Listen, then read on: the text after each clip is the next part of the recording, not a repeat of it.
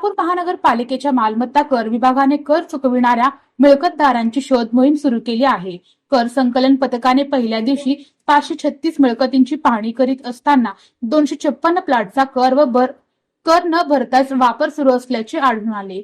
April अखेरपर्यंत flat अंतिम मंजुरी मिळालेले प्लॉट अशा एकूण 10,000 मिळकतींची नोंद करण्याचे उद्दिष्ट कर संकलन कर्मचाऱ्यांना देण्यात आले आहे।